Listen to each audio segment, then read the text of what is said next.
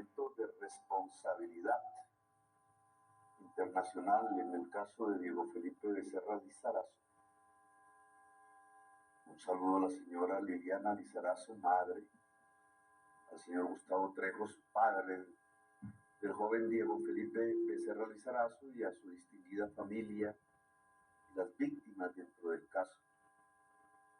Ministro de Defensa Iván Velázquez Gómez, funcionarios del Gobierno Nacional aquí presentes, embajador de Colombia ante el Gobierno de la República de Argentina, Camilo Ernesto Romero, general William René Salamanca Ramírez, director general de la Policía Nacional, exfiscal general de la Nación Luis Eduardo Montealegre, alcalde mayor encargado de Bogotá José David Riveros, representante legal de víctimas Johnny Marcelo Díaz Ortega, integrantes de la Comisión Interamericana de Derechos Humanos, bloque de víctimas de la policía y el SMAT, a los artistas urbanos en general, en especial a los del graffiti, integrantes de la Fundación Trípido, director de la Orquesta Filarmónica de Bogotá, maestro Francisco Sumaqué y sus integrantes, medios de comunicación y en general a toda la ciudadanía que hoy nos acompaña.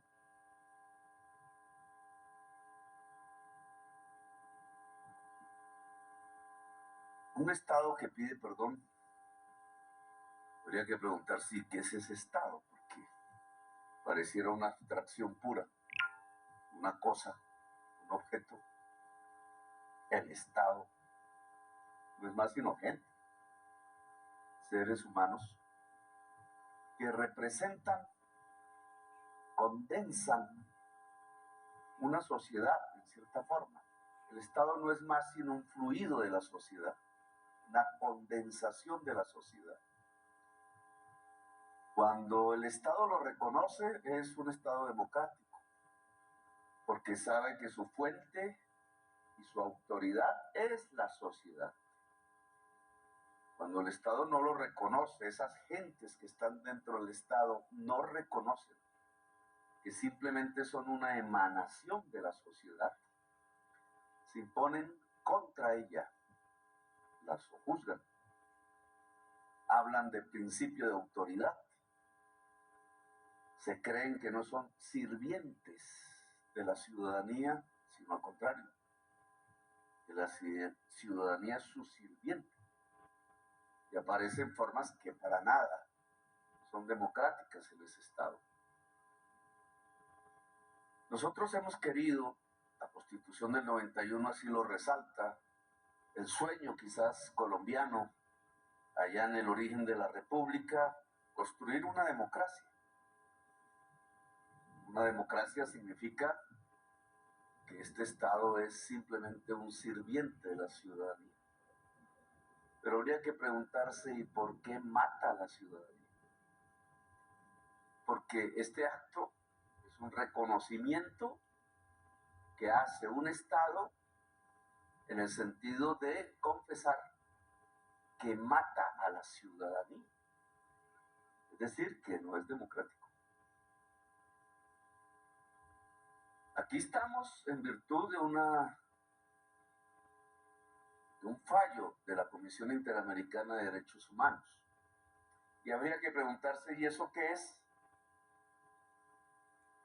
La comisión, igual que la Corte, a la cual visitamos hace 2 días en Costa Rica, la comisión funciona en Washington, hacen ambos parte, una antesala de la otra, del Sistema Interamericano de Derechos Humanos. Tiene una raíz profundamente bogotana. Y no solo profundamente bogotana, sino que casi que engarzada a la sangre derramada del pueblo bogotano. Porque se creó aquí, en este lugar, hace 75 años, en un momento especialísimo, el 9 de abril de 1948. Cuando llegaban todas las delegaciones de la mayoría de los estados, de las naciones de las Américas, a reunirse en la llamada Conferencia Panamericana, era para fundar este sistema era para construir una carta de los derechos y las libertades de los pueblos, las gentes y los individuos de las naciones de las Américas. Cuando llegaban aquí a reunirse encontraron la sangre. Uniformes que parecían venidos de la Alemania y eran de la Alemania que acababa de perder la guerra en el 48, que vestían por igual la Wehrmacht y los nazis, derrotados en una de las grandes catástrofes de derechos humanos que ha ocurrido en la historia de la humanidad, y que aquí pululaban por un lado y por el otro en un amasijo de huesos y de sangre, de columnas, de muertos, de hogueras de libros quemados y edificios. Así se fundó el sistema interamericano, en medio de nuestra sangre, la bogotana, y en medio de esta ciudad humeante y candente que iniciaba los ciclos de la violencia en Colombia, de los que aún no salimos. Tan profundo origen debería hacernos preguntar, bueno, ¿y este sistema interamericano al cual acatamos aquí en este acto nosotros como parte de eso que llaman Estado? Yo, como jefe del Estado, dice la Constitución, es acatado por el Estado. Ese sistema interamericano que nació aquí en medio de la sangre, este cementerio central, dicen las leyendas populares, aún guarda las fosas comunes de los muertos de ese día. Aún no se han podido encontrar. Ese sistema interamericano realmente es aceptado en la sociedad colombiana y en el Estado. Y aquí la primera contradicción, yo diría la primera hipocresía. Porque cuando se hace un reconocimiento a las víctimas por una decisión de este sistema interamericano, se partiría del hecho de que tanto la sociedad como el Estado integralmente reconocen en esas instancias como nuestras instancias judiciales. Y si uno se lee la Constitución, así sería. La Constitución del 91 dice que todo tratado internacional de derechos humanos signado por Colombia es parte de nuestra Constitución. No solo es parte de nuestras leyes, sino de nuestra propia Constitución, es decir, que la Carta Americana de Derechos Humanos, nacida en la sangre de Bogotá, es parte de nuestra Constitución actual, vigente. Y a pesar de leer eso en la Constitución, tampoco se aplica. En Colombia, el Estado no aplica la Constitución del 91. Y por aquí ya nos vamos dando cuenta de por qué entonces desde el Estado se mata la ciudadanía. Es que no acatamos las normas básicas de la democracia. Y no me voy a meter en el debate de lo que esto significa, sino traerlo a la memoria, porque estamos en un acto emanado del Sistema Interamericano de Derechos Humanos, que incluso ciertas cortes de la justicia no reconocen en su pleno valor. No hay control de convencionalidad, le llaman los técnicos juristas a esto. No se reconoce la Carta de Derechos Humanos a pesar de que la Constitución lo ordena. Altos funcionarios del Estado aún dicen que esto es una justicia extranjera y que si se aplica simplemente estaremos desordenando la institucionalidad del Estado. Hay una reacción de parte de la sociedad y de parte del Estado a no aceptar que precisamente nos pueda regir una profunda carta de derechos individuales, liberales, con mecanismos ciertos de aplicación. Lo mismo sucede con la tutela y lo mismo sucede con otras instancias que cuidan los derechos de las gentes, las libertades de las gentes. Como jefe de Estado yo he pedido que se acate todas las sentencias de la Corte Interamericana de Derechos Humanos. Son 22. Solo se ha acatado una. Así están nuestras circunstancias ante los derechos humanos que el mundo defiende. De 22, solo una. Hablo de esto porque yo mismo soy beneficiario de este sistema, así como ustedes relativamente. Soy presidente de la República gracias al Sistema Interamericano de Derechos Humanos. Si no hubiera existido, yo estaría en una cárcel. Nunca hubiera podido pedir el voto ciudadano. Eso se intentó hacer. Pero no se trata de hablar del caso particular, sino de lo que nos convoca. Y de medir el vacío inmenso del acto que estamos haciendo. Y es que ni siquiera aún el Estado colombiano reconoce el Sistema Interamericano de Derechos Humanos, a pesar que el Estado colombiano firmó el Tratado Internacional aquí, en esta ciudad donde comenzó, en medio de la sangre y en medio de las llamas. Ahora, decía el general Salamanca,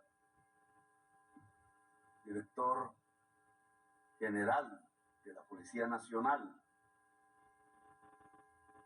hay que dar garantías de no repetición, pedir disculpas y dar garantías de no repetición. ¿Cómo se hace eso? ¿Cómo se puede garantizar que no se va a repetir este caso en particular, el asesinato de un artista, o cualquier otro caso que tenga que ver con violación de derechos inscritos en la Carta Americana? ¿Cómo se garantiza? No es una frase. Decirlo puede ser fácil, pero ¿cómo se realiza eso en la práctica en la sociedad colombiana acostumbrada, como dijo Liliana, a la muerte? Los mismos que asesinaron, quizás sin pensarlo, sin reflexionar, subliminalmente, podrían estar pensando que no les iba a pasar nada a la final, porque parte de la sociedad diría frases como esta: por algo lo mataron. Repetida una y mil veces frente a centenares de miles de asesinados desde ese 9 de abril de 1948, durante generaciones y generaciones en todo el territorio nacional. Creemos que la gente cae asesinada por algo que ocasionó la víctima, no el victimario. El victimario se va volviendo héroe, la víctima se va volviendo criminal. El victimario se va volviendo la fuente del aplauso popular y puede escalar las máximas alturas del poder. O frases como: seguro no estaría recogiendo café. Así se normaliza el asesinato. El asesino cree que va a pasar eso mismo cuando ocurre su propio crimen contra alguien o contra muchas personas. Cree que hay una sociedad que lo tolera y no está cayendo en mentira. Hay una construcción en el pensamiento de la gente que permite los asesinatos sistemáticos en Colombia. Por algo lo mataron. No estaría recogiendo café. Y en este caso particular estaba simplemente pintando una obra de arte. Como podría uno decir en otras partes del mundo, simplemente estaba cantando. O como podría pensar en otras partes del mundo, simplemente estaba practicando sus ideas. rezando o actuando. O como podríamos decir en otras épocas recientes, en otras partes del mundo, simplemente tenía el color de piel diferente, el origen étnico distinto. Eran distintos, diferentes. Eso ya no cabe dentro del marco del análisis de la sociedad colombiana en general. ¿Por qué mataron a Diego Felipe Becerra? Yo creo que en el intento, que obviamente no es de un individuo, sino social, de descifrar por qué mataron a Diego Felipe Becerra, es que se podría encontrar las razones que permitiesen el principio de no repetición, no como una frase, sino como un conocimiento de lo que está sucediendo en la sociedad para que no se repita, para transformarla. Pues a Diego Felipe Becerra no lo mataron por estar recogiendo o no recogiendo café. No lo mataron por algo extraño, sino por ser distinto. Podríamos decir y podríamos profundizar, lo mataron porque de una pared gris de un solo color, gris y gris del cemento, hizo un cuadro multicolor. Porque se oponía el gris uniforme al multicolor en las paredes. Yo lo viví también, no lo voy a traer a cuento, pero en esta misma 26 llena de grafitos, un día que se violó un derecho humano del alcalde y lo destituyeron, pintaron de gris la 26. Y a la siguiente noche 1000 jovencitos salieron clandestinos sin que nadie los convocara a pintar de nuevo multicolor la 26. ¿Qué hay en esa oposición entre un color gris uniforme y el multicolor de todos los colores? Dos visiones diferentes en la cabeza, sí. Alguien que piensa que lo normal es que todo tenga un solo color, mientras otros piensan que lo que debería suceder es un estallido multicolor de las paredes. Hay una diferencia allí que debería hacernos pensar. El asesino creyó que era bueno asesinar, entre comillas, porque había que hacer respetar el gris uniforme de la pared. Y que lo subversivo y lo que había que perseguir e incluso disparar contra él era el estallido multicolor de esa misma pared. Esa diferencia no nos debería hacer reflexionar un poco. No podría asimilarse a cosas parecidas que no solamente tienen que ver con paredes. Porque incluso si uno quisiera profundizar en esto que llaman el urbanismo, que a los alcaldes les gusta, las alcaldesas, las fuerzas ciudadanas de una gran ciudad como Bogotá, ¿es mejor Bogotá llena de gris? ¿O una ciudad que se convierte en un lienzo artístico? Una ciudad que en cualquier calle pueda hacer una galería. Una existencia urbana rodeada de estética, ¿no es mejor? ¿Qué será mejor, un individuo en medio del hierro y el cemento gris?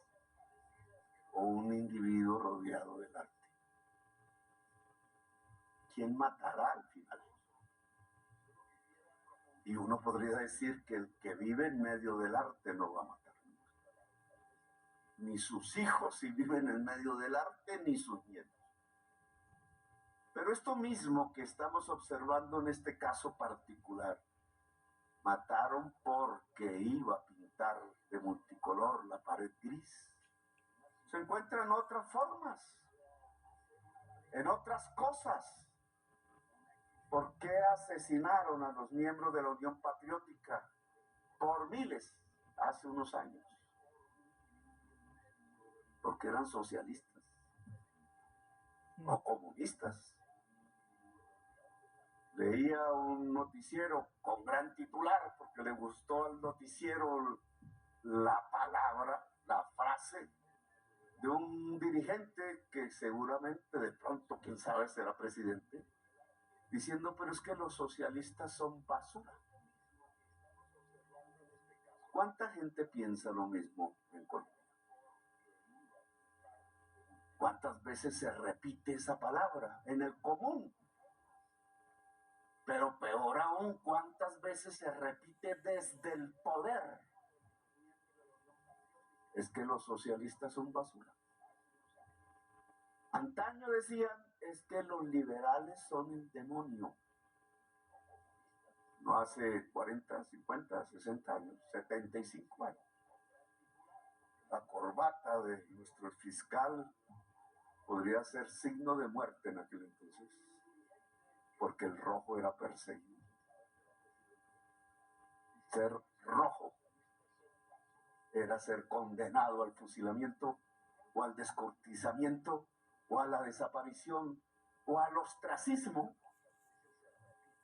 Una sociedad acostumbrada al cabo de las décadas a decir que un pensamiento específico es basura. No hace mucho la gente decía, este señor es un desechable. Desechable y basura se vuelven la misma palabra. Se es desechable porque se es pobre. Se es basura porque se es socialista y la mayoría no lo son. Se es demonio condenado al infierno porque se es liberal. Pues aquí también hay un popurrí de colores.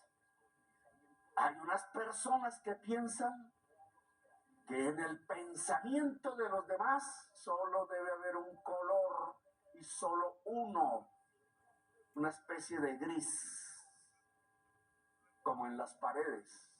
Y que los que no son de ese gris, que los que son en su conjunto una especie de explosión multicolor del pensamiento, entonces también merecen morir, ser tratados como basura, ser tratados como desechables, ser tratados como carne que va al matadero. Es lo mismo que pasó conmigo. A lo mejor incluso el asesino pensó ambas cosas al mismo tiempo. Es que es subversivo pintar de colores la pared y por tanto él debe ser un comunista, merecedor de la pena de muerte. Y aún podría uno ir más allá. ¿Y acaso eso mismo no pasó antes en la historia?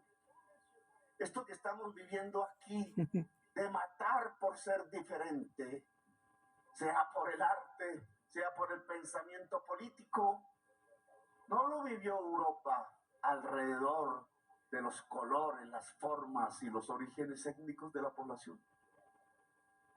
¿Acaso no hubo alguien que dijo, es que hay una raza superior y las demás son inferiores? ¿Acaso no hubo una manera de transformar la acción en la medida en que lo que no fuera de color blanco y de tal forma su cerebro, su cráneo y su cuerpo y tal su origen étnico debería, por ser inferior, pasar al campo de concentración, a las cámaras de gas y ser asesinado ya no en un homicidio aislado, en una esquina de una calle, sino en el genocidio? Es lo mismo. A ese le llamaban Hitler. Pues todas estas formas de actuar son Hitler multiplicado en diversos escenarios. Le dicen fascismo a eso. Pero cuando se dice fascismo, se está tratando de alinderar como si se tratara de cosas iguales, una ideología con otras y otras, y por tanto el fascismo es tolerable. No es una ideología, es un crimen. Lo que hay allí son criminales que ascienden al poder, son psicópatas. Uy. Pensar que un ser es inferior a otro por su color de piel no es un asunto de pensamiento, de ideas o de ideología. Es un asunto de seres criminales. Lo que hemos observado en este desarrollo un poquito de lo que hay entre aceptar las diferencias y tratar de matar la diferencia es el ascenso del crimen al poder. Lo que mató a Diego Felipe Becerra es un criminal con poder. Los que mataron a la Unión Patriótica un poco más arriba de la pirámide del poder son criminales con poder.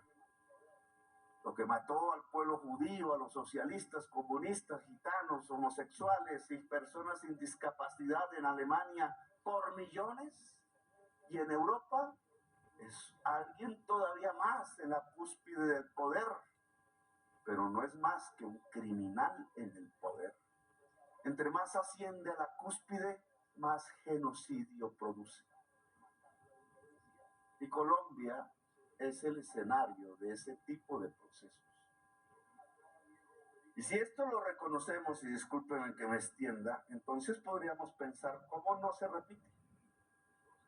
Que es la garantía de no repetición a la que aquí estamos obligados, y lo hago con muy buen gusto, a tratar de expresar como Estado colombiano. No es una frase. Entonces significa que para dar garantía de no repetición, no podemos permitir que el crimen ascienda al poder. Tenemos que aislar el poder del crimen y entregarle el poder a la sociedad. Hay que profundizar entonces una sociedad y un Estado democrático, no hay otra forma. En medio de un Estado autoritario son los criminales los que ascienden al poder.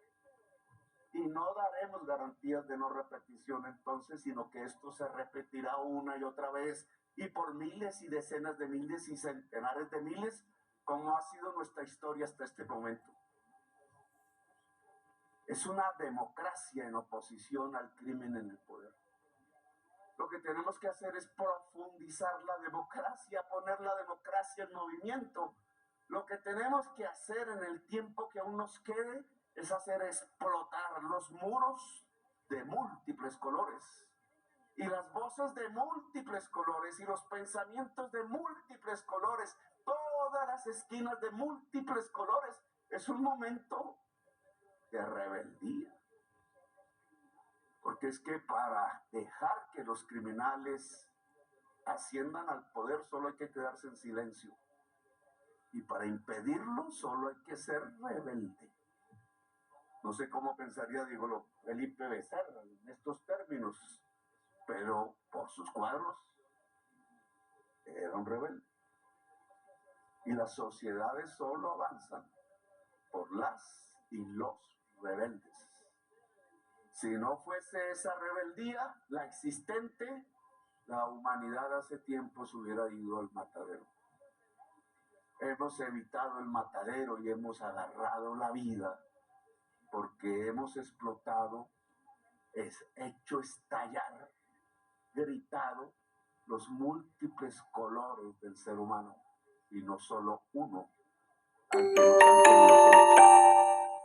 En la fuerza pública,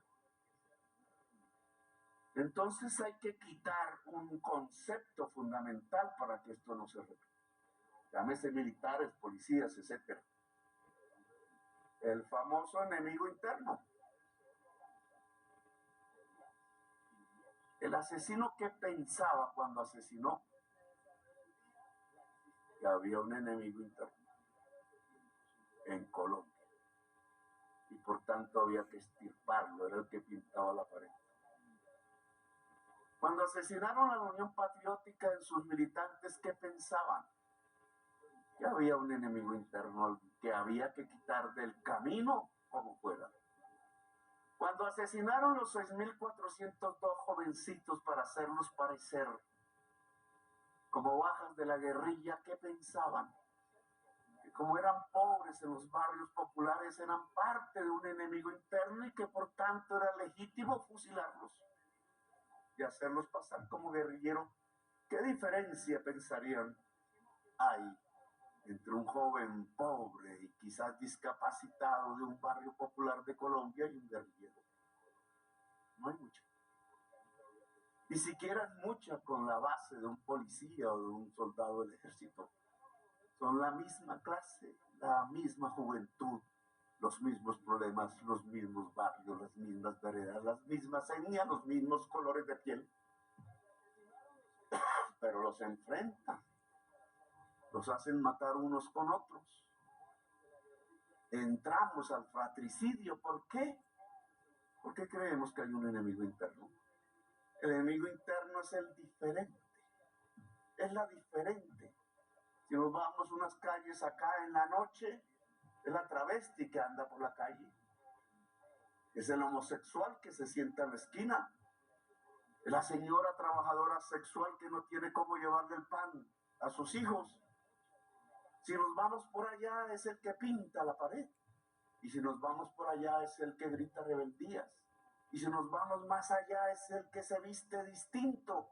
Y el que se va más allá es porque piensa en otros futuros. Y el que va más allá es un enemigo interno simplemente porque piensa diferente, o escribe diferente, o le está diciendo a las gentes cosas diferentes que no deben escuchar. Si queremos garantía de no repetición la fuerza pública en Colombia, y esa es una orden del jefe del Estado, debe abandonar el concepto del enemigo interno y educarse en los conceptos de la democracia. Bonito sería, señor general Salamanca, director de la policía, que por centenares de miles se editara la Carta Interamericana de los Derechos Humanos y se repartiese entre todos los miembros de la policía, del ejército, en otras instituciones, y se discutiera en colectivo. No un aprendizaje formal. Y además, perfectamente la carta podría terminar en las carecas de la basura, como basura. No. Una discusión activa en la base misma de 5 o 6 policías en cada estación, en cada CAI, que han leído de allí, que piensan de ello en la práctica cotidiana de la acción de la policía. Una policía sin enemigo interno es una policía humana. Una policía humana es una policía que sabe que su esencia fundamental es defender derechos y libertades de todo ser humano en el territorio, independientemente de cómo piensa, de qué plata tiene en el bolsillo, de cómo viste, de qué pinta las paredes o no las pinta, de su propia diferencia. Una policía humana es la que entiende la diversidad. Una policía que crea en el enemigo interno siempre estará pensando en un solo color, el gris que quiso extender por la ciudad, y para ello intentó e hizo matar a un artista. Gracias, muy amables, por haberme escuchado. Muchísimas gracias, señor presidente de la República, doctor Gustavo Petro Urrego, por sus palabras en este momento.